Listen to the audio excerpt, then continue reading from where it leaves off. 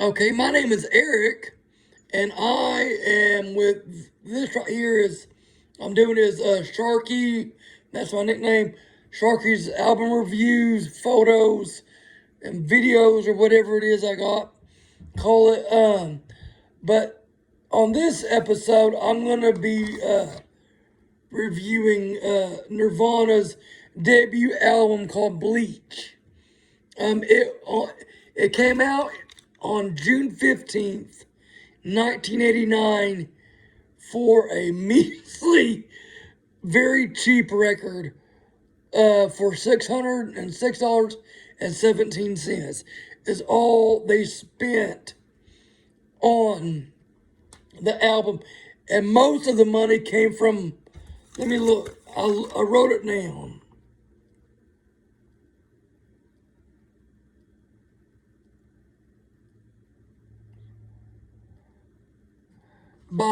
Most of that money came from John Everman, which was actually part of Nirvana, but he never actually played on the actual record.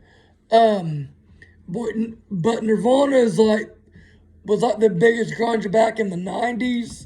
Um, it was a trio of Kurt Cobain, which he passed away at the age of 27. He's in the class of 27. Chris Novacek, and then the ultimate Dave Grohl. Yes, I'm a little drunk. Not really. I am buzzo. But Nirvana's a badass band. They were, they're all, other than Dave Grohl, which later on became the lead singer of the Foo Fighters, from Aberdeen, Washington, is but they did a lot of stuff in Olympia, I think, and Seattle, Olympia and Seattle. But like the ridge, I did this as when it first came, as in when it first came out. I didn't do the deluxe version. I did when it came out in '89. Excuse me, sorry. But and they've got 3 major albums before. I don't know. The critics say that Nirvana would have broken up a few years later. Some say they wouldn't. I don't know, but I'm sure Kurt Cobain would at least do some solo work, because he's got a lot of stuff after, other than in utro, and Nevermind Me, which I will review later on. But the original album had 11 tracks, and it kicks off with Blue, and it's about entrapment and breaking away from society. And they dubbed it like the Doom Pop experience or experiment. And what they did, they would tune down to C or G, I can't remember. I looked it up once. But anyways, but they didn't want the whole vibe of the whole album, so they went back and put it in a different tuning, the whole record. But this was the only one that stayed in that lower tuning. And then on the next song, Floyd the Barber, he got that. Kurt got the idea from the Andy Griffith Show, which was like the biggest show back in the '60s. And he was a '60s kid. It's about a small town in America, and where everyone's a mass murderer. It was recorded first at KAOS Studios in Olympia, Washington. And like I said, it just took all the characters from Andy Griffith.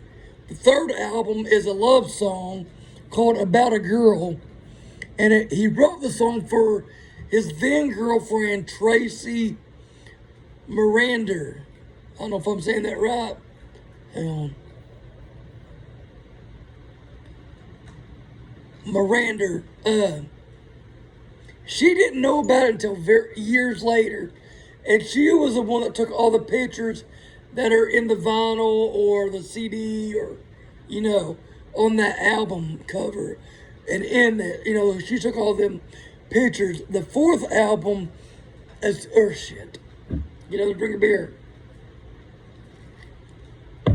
The fourth track is called School, and that's about Cobain. He wrote it comparing the grunge scene to high school. You have your popular kids, your not popular kids, the jocks and the hippies, and then on the fifth album, it's Love Buzz. I keep saying album. Fifth song on it is Love Buzz, which was it was their first single that I think it was actually released. Anyway, it was their first single before the album even came out, Love Buzz.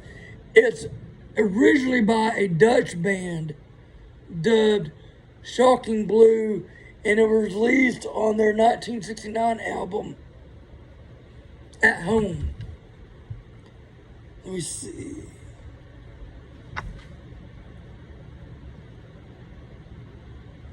And it was the only cover on this album. And then it goes afterwards, Paper Cuts is partly based on a family who these parents kept their kids locked up in a basement and tortured the fuck out of them.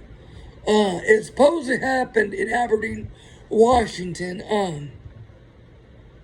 And then number 7 is Negative Creep. It's about a person who's always looking down on themselves. Kurt Cobain dubbed himself a negative creep. There's not a lot of upbeat songs in Nirvana stuff. Number 8 is dubbed Scoff, and it's semi-autobiographical. I can't say that. Semi-autobiographical. No, I still can't say it. About people telling Kurt that he would never amount to anything. And then it Swap.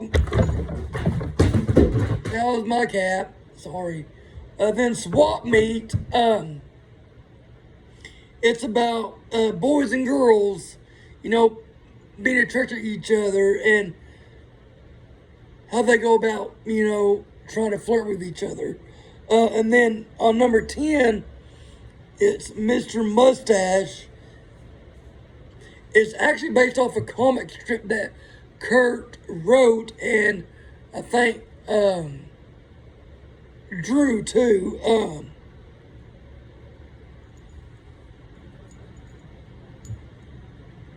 It was about the stereotypical macho man that Kurt was always running into, in his adolescent years. And the last song on the album is Sifting, called Sifting, and it's about rebelling against authority. Like I said, it was recorded at Reciprocal Recording, and it was well reviewed, well praised by the critics. And they were actually, which I did not know this, and I might have forgot it too, that they were actually, before they were called Nirvana, was called, what were they called? Hang on real quick. Let me find it.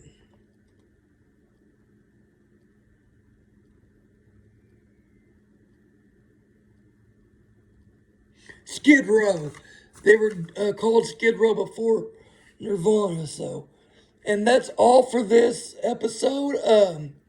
Look for more at Expiring Music Writer, and I'll see y'all later.